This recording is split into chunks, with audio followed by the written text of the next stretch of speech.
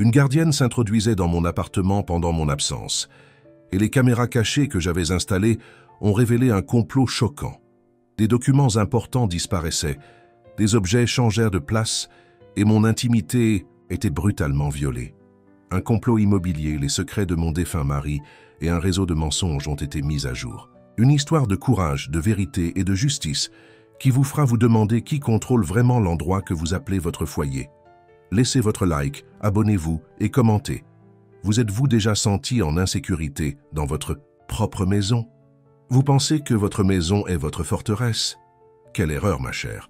Je le pensais aussi jusqu'à ce que je découvre que mon appartement était devenu une sorte de terrain de jeu pour la gardienne de mon immeuble.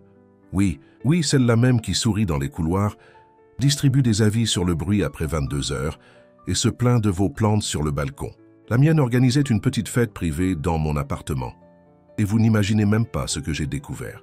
J'ai toujours été organisé, du genre à savoir exactement où se trouve chaque chose. Ce n'est pas pour rien qu'après presque 40 ans à enseigner à des enfants bruyants, l'organisation est devenue presque une religion pour moi. Mon défunt Antoine plaisantait toujours en disant que j'avais un GPS interne pour chaque objet de la maison. « Claire, tu devrais travailler pour la police à retrouver les objets perdus », disait-il en riant. Et c'était vrai. Jusqu'à ce que les choses commencent à disparaître ou à apparaître à des endroits différents. Au début, j'ai pensé que c'était l'âge. Après tout, après 60 ans, tout le monde commence à douter de sa propre mémoire, n'est-ce pas? Vous savez comment c'est. D'abord, un cadre photo que j'étais certaine d'avoir laissé sur l'étagère du salon, mais qui est apparu sur le guéridon. Ensuite, un coffret à bijoux que ma mère m'avait donné, pas n'importe lequel, mais ce spécial en bois sculpté qu'elle avait rapporté d'Alsace il y a des décennies. Disparu pendant 3 jours, puis réapparu, mais dans un autre tiroir. Je deviens folle, ai-je pensé. J'ai même demandé à ma fille Marianne si elle n'était pas venue à la maison et n'avait pas touché à mes affaires. Bien sûr, elle m'a regardé avec des yeux ronds. « Maman, j'habite dans une autre ville. Comment aurais-je pu toucher à tes affaires ?» Mais la goutte d'eau qui a fait déborder le vase, c'est quand la montre à gousset d'Antoine, celle qui appartenait à son père et au père de son père, a complètement disparu. J'ai retourné cet appartement comme si je cherchais de l'or. Et rien. C'est là que j'ai réalisé que quelque chose de très étrange se passait. À cette époque, j'habitais la résidence des Acacias, ici à Lyon, depuis 20 ans. Je connaissais chaque recoin, chaque bruit, chaque voisin. Ou du moins, je croyais les connaître. Vous connaissez cette sensation qu'il y a quelqu'un chez vous quand vous n'y êtes pas? Eh bien voilà. Et ce n'était pas de la paranoïa de vieille femme, non, c'était réel. La vieille prof que je suis a décidé de faire un test. Avant de partir pour mon cours d'aquagym, qui, soit dit en passant, est la seule chose qui maintient mes articulations en état de marche, j'ai marqué discrètement la position de plusieurs objets avec un cheveu. Oui, un cheveu. Je l'ai placé stratégiquement entre les portes des placards, des tiroirs, et même sur la porte du réfrigérateur. Si quelqu'un ouvrait, le cheveu tomberait. Quand je suis revenu, 3 heures plus tard, devinez quoi? La moitié des cheveux n'était plus là. Quelqu'un était entré chez moi. Et ce n'était pas un fantôme, ma chère. C'était quelqu'un en chair et en os. C'est là que j'ai eu l'idée qui allait tout changer. J'ai utilisé mes économies, celles que je gardais pour un voyage à Lourdes, qui n'a jamais eu lieu. Et j'ai acheté 3 petites caméras. De ces caméras modernes qui restent cachées et envoient les images directement sur le téléphone portable. Marianne m'a aidé à choisir par téléphone, amusée par ma méfiance. « Maman, tu regardes trop Netflix », m'a-t-elle dit.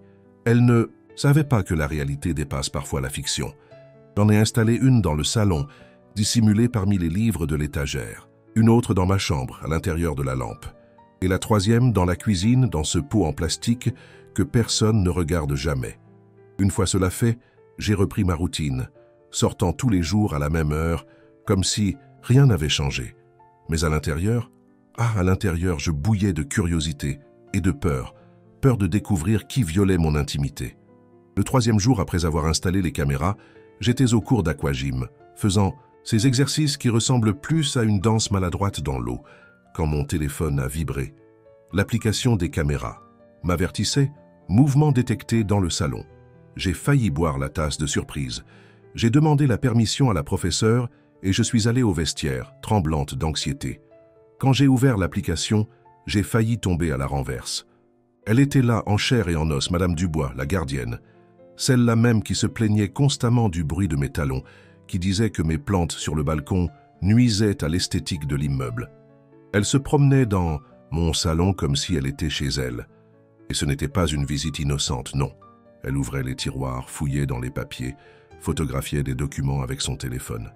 À un moment donné, elle s'est dirigée directement vers le bureau où Antoine gardait ses documents de travail. Je suis resté paralysé. Regardant ce minuscule écran, voyant mon intimité violée sans aucune gêne, mon cœur battait si fort que j'ai cru qu'il allait exploser. Je voulais crier, courir à la maison, la confronter.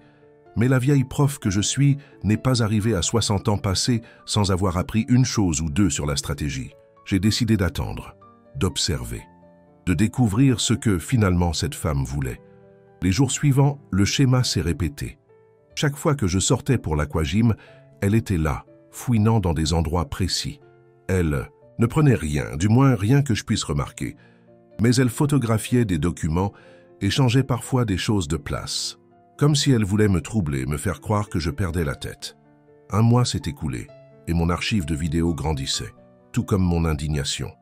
J'ai découvert que mon téléphone était également sur écoute. Je l'ai surprise en train d'écouter mes messages vocaux sur mon propre appareil. J'ai acheté un autre téléphone le lendemain, sans le dire à personne, même pas à ma fille. Moins il y aurait de gens au courant, mieux ce serait.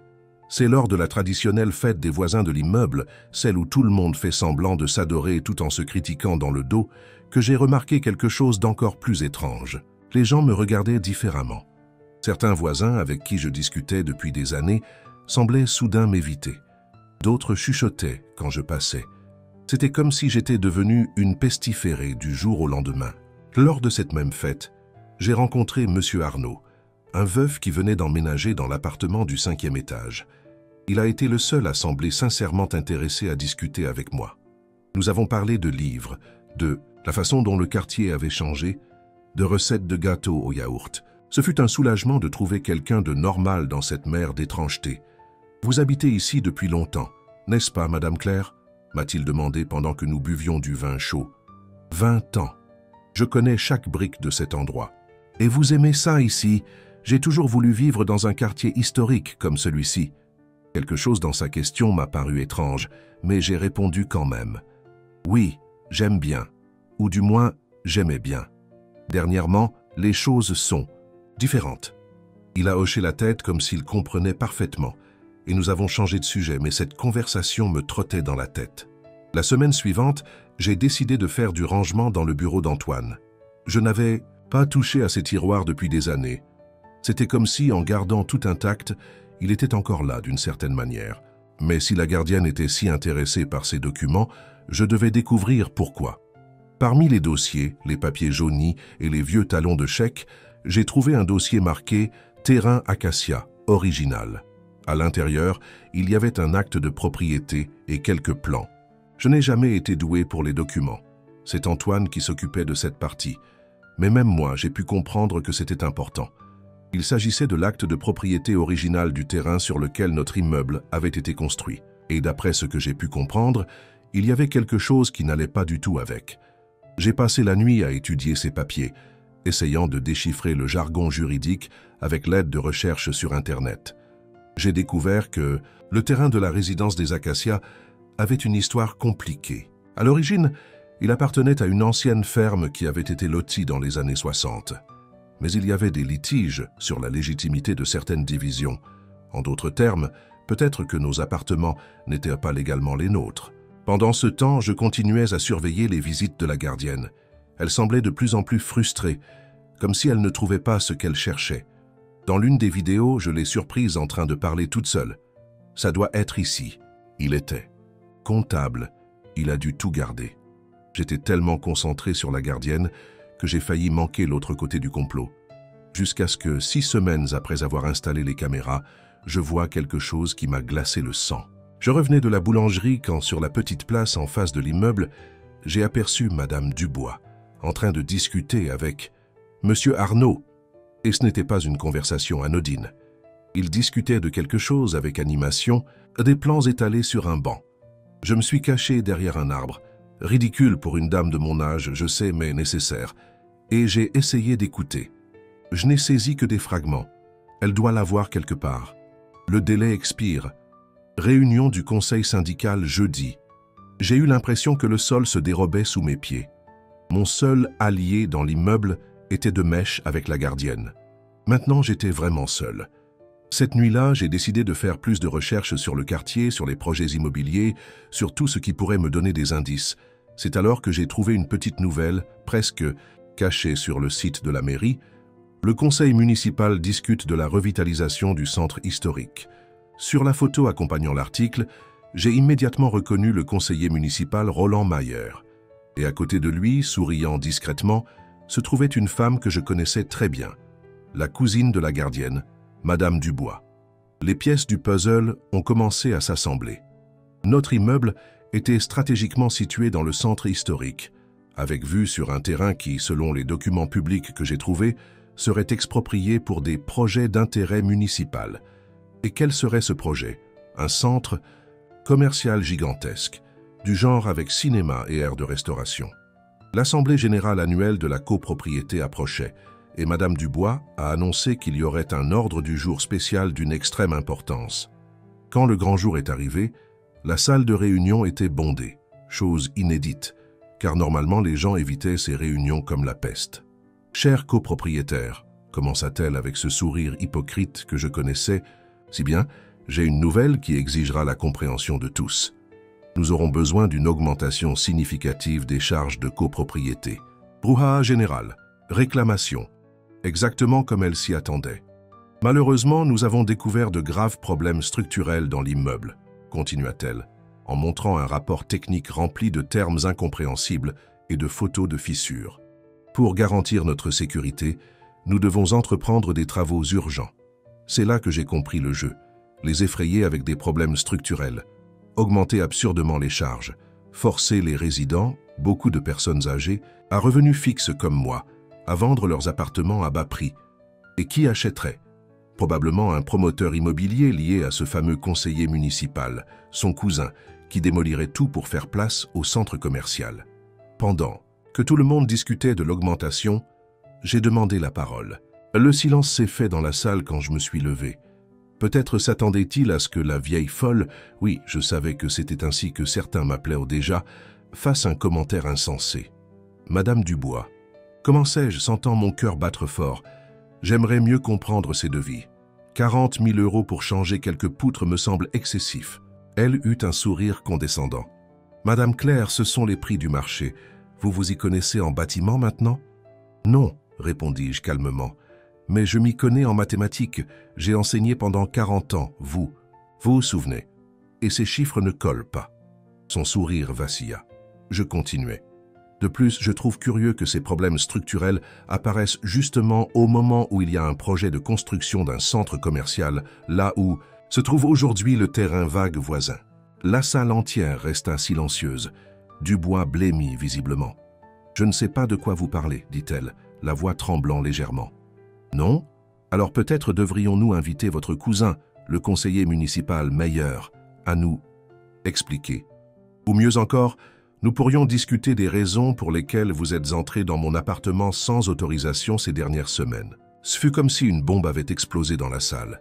Tout le monde se mit à parler en même temps, me regardant puis la regardant, confus et choqué. « C'est absurde !» cria-t-elle. « Madame Claire est évidemment sénile, elle invente. Des histoires depuis des semaines. Demandez au concierge. Je ne suis jamais entré dans son appartement. » Calmement, j'ai sorti mon téléphone de ma poche. « J'ai des vidéos, dis-je simplement, de toutes les fois où vous êtes entré, fouillant dans mes affaires, photographiant des documents, cherchant l'acte de propriété original de ce terrain, celui qui invaliderait plusieurs ventes d'appartements, y compris le mien. » Je fis une pause dramatique et ajoutai « Le même acte que mon mari a gardé pendant toutes ces années, parce que, en tant que comptable, il savait qu'un jour, il serait important. » Je vis M. Arnaud bouger inconfortablement au fond de la salle. Je le regardais directement. « Et j'ai aussi des photos de vous discutant du projet de centre commercial avec elle. Vous avez sous-estimé la vieille professeure, n'est-ce pas ?» Le chaos s'installa. Certains résidents criaient, exigeant de voir les vidéos. D'autres défendèrent la gardienne, disant que j'inventais tout. Madame Dubois tenta de clore la réunion, mais il était trop tard. La graine du doute était semée. Laze. Jour suivant, j'ai subi des représailles. Mon courrier a commencé à être violé. Le système de sécurité de l'immeuble tombait en panne mystérieusement quand j'essayais d'entrer ou de sortir. J'ai retrouvé ma voiture avec un pneu crevé. Et pire que tout, des rumeurs sur ma santé mentale ont commencé à circuler. La pauvre, depuis la mort de son mari, elle n'a plus jamais été la même. Mais je n'ai pas abandonné. J'ai catalogué chaque incident, photographié chaque preuve. Et plus important encore, j'ai fait des copies de tous les documents que j'avais trouvés et les ai envoyés à un avocat et à ma fille Marianne. 2 semaines après l'assemblée, j'ai reçu un appel qui allait tout changer. C'était Marianne. « Maman, tu ne vas pas le croire, dit-elle, la voix tremblante d'excitation. Tu te souviens que je travaille dans ce cabinet d'architectes? Je viens de découvrir que nous avons les plans préliminaires d'un centre commercial. Et devine où il serait construit, exactement là où se trouve la résidence des Acacias. » J'ai ressenti un mélange de justification et d'horreur. Je le savais. « Marianne, j'ai besoin de ces plans. Tu peux me les envoyer? »« Mieux que ça, maman, j'arrive. Je serai là demain. » Avec Marianne à mes côtés, mes investigations ont pris un nouvel élan. En tant qu'architecte, elle comprenait les plans, les projets et, plus important encore, savait comment démasquer un rapport technique frauduleux. Ensemble, nous avons analysé le document que Madame Dubois avait présenté. « C'est une fraude éhontée, maman, » dit Marianne après avoir étudié le rapport. « Ces photos ne proviennent même pas de notre immeuble. Regarde le motif du sol, c'est complètement différent. Et cette signature, l'ingénieur n'existe même pas au registre de l'ordre. » C'était comme découvrir le pot aux roses. Mais il restait à comprendre pourquoi la gardienne était si obsédée par les documents d'Antoine. C'est alors que je me suis souvenu d'un détail. Antoine avait travaillé pour le promoteur immobilier qui avait construit la résidence des Acacias. En tant que comptable, il avait accès à tous les registres financiers et légaux. 9 semaines après avoir installé les caméras, j'ai remarqué un schéma dans les intrusions. Madame Dubois entrait toujours dans mon appartement les jours qui coïncidaient avec les réunions de la commission d'urbanisme municipal. Ça ne pouvait pas être une coïncidence. Pendant les festivités de l'anniversaire de la ville, j'ai rencontré Solange, une ancienne collègue qui travaillait maintenant au service de l'urbanisme. Après avoir pris des nouvelles, j'ai mentionné nonchalamment les projets de revitalisation du quartier. « Ah Claire, toute cette pagaille !» dit-elle en levant les yeux au ciel. « C'est absurde ce qu'ils essaient de faire. Approuver un projet de cette envergure dans une zone historique, mais tu sais comment c'est, quand il y a des politiciens et des promoteurs impliqués, les règles changent. Et comment vont les choses maintenant? Des nouvelles? Demandai-je, essayant de paraître simplement curieuse. En fait, le projet est bloqué. Ils ont découvert des irrégularités dans les documents du terrain. Il semble que la zone où se trouve ton immeuble ait des problèmes avec l'acte de propriété original. Ils cherchent désespérément la version correcte. Bingo! C'était exactement ce que Dubois cherchait dans mon appartement. Le document qui pourrait résoudre ou compliquer encore plus la situation juridique du terrain. Et j'avais ce document. La confrontation finale s'est produite d'une manière que, même moi, je n'aurais pas pu prévoir. 3 mois après le début de mon enquête, Madame Dubois a convoqué une assemblée générale extraordinaire. Le thème? Proposition de vente collective de la copropriété en raison de problèmes structurels irréversibles. La salle était bondée. Cette fois, Dubois était préparé. Elle avait amené M. Arnaud, qui s'est présenté comme consultant immobilier, et 3 hommes en costume qui ont été vaguement présentés comme des investisseurs intéressés. « Cher voisin », commença-t-elle d'une voix mielleuse qui me donnait la nausée. Après des analyses plus approfondies, nous avons découvert que les problèmes structurels sont encore plus graves que nous l'imaginions. La bonne nouvelle est que nous avons des acheteurs prêts à nous offrir une valeur juste pour nos appartements, permettant à chacun de recommencer dans des endroits plus sûrs. La panique s'est répandue. Beaucoup ici, comme moi, étaient des personnes âgées qui avaient investi les économies de toute une vie dans ces appartements. Recommencer n'était pas une option. C'est alors que quelque chose d'inattendu s'est produit. Un orage qui se formait depuis des heures a finalement éclaté. Un éclair est tombé à proximité et les lumières de la salle se sont éteintes. Dans le noir, avec seulement la lumière occasionnelle des éclairs illuminant l'atmosphère, j'ai senti un courage que je n'avais pas eu depuis des décennies. Nous n'avons pas besoin de lumière pour voir la vérité, n'est-ce pas, madame? Dubois, ma voix a résonné plus fort et plus ferme que je ne l'attendais. La vérité est qu'il n'y a aucun problème structurel. Il y a seulement un groupe de personnes avides qui veulent nous expulser pour empocher des millions avec un centre commercial. Dans la lueur d'un éclair, j'ai vu son visage tordu de rage. Vous n'avez aucune preuve, vieille folle. J'ai toutes les preuves. J'ai les vidéos de vous entrant dans mon appartement. J'ai le faux rapport que vous avez présenté, démonté par une architecte professionnelle, ma fille. J'ai les plans du centre commercial qu'il construirait ici. Et plus important encore, j'ai l'acte de propriété original que vous cherchiez tant. Il y eut un murmure collectif de surprise. Ce que vous ne savez pas, continuai-je, c'est pourquoi cet acte est si important. Mon mari me l'a dit peu avant de mourir. Cette propriété a une clause spéciale. Si elle est convertie en projet commercial, 30% des bénéfices doivent aller à un fonds municipal de préservation historique. C'est pourquoi vous étiez si désespéré de trouver et de détruire ce document, n'est-ce pas? Les lumières revinrent soudainement, révélant le visage pâle de Dubois et de ses comparses. Du fond de la salle, l'un des plus anciens résidents se leva. Madame Claire a raison. Je me souviens quand nous avons acheté ces appartements. Il y avait cette clause, mais on nous avait garanti que l'immeuble resterait toujours résidentiel. D'autres résidents commencèrent à s'exprimer, se souvenant de détails, posant des questions. Le vent tournait. Je vis M. Arnaud et les investisseurs commencer à se diriger discrètement vers la sortie. Dubois était seul maintenant, acculé par les questions et les accusations. « Vous ne comprenez pas », tenta-t-elle d'argumenter, la voix presque suppliante. « Ce quartier va changer, que vous le vouliez ou non, c'est le progrès, nous pourrions tous en profiter. »« Le progrès ?» demandai-je en m'approchant d'elle. « Détruire un immeuble historique, expulser des dizaines de familles, anéantir le caractère du quartier. C'est ça le progrès pour vous? Ou est-ce juste de la cupidité ?» À ce moment-là, quelque chose s'est brisé chez Madame Dubois. Son visage se contracta en un masque de pure colère. « Vous vous croyez si maligne, n'est-ce pas? J'ai toujours su que cet appartement aurait dû être le mien. J'étais sur la liste pour l'acheter quand votre mari est arrivé avec une offre plus élevée. 20 ans à attendre une opportunité de le récupérer. Et maintenant vous avec vos maudites caméras. » La confession choqua tout le monde. Ce n'était pas seulement à propos du centre commercial, de l'argent. C'était aussi à propos d'un ressentiment personnel qui avait fermenté pendant 2 décennies. Les jours suivants, les conséquences ne se sont pas fait attendre. Madame Dubois a démissionné de son poste de gardienne. Ou peut-être était-elle syndic bénévole. La confusion demeure, mais elle est partie. Monsieur Arnaud a mis son appartement en vente et a disparu. Et plus important encore, le projet de centre commercial a été suspendu indéfiniment après que nous ayons porté les preuves à la presse locale et au procureur de la République. Les traditionnels thés ou cafés que j'organisais chez moi et qui avaient été désertés par les rumeurs sur ma santé mentale ont repris. Maintenant avec une participation record. Des voisins qui me saluaient à peine s'arrêtaient maintenant pour de longues conversations dans le couloir, voulant connaître plus de détails sur mon « enquête ».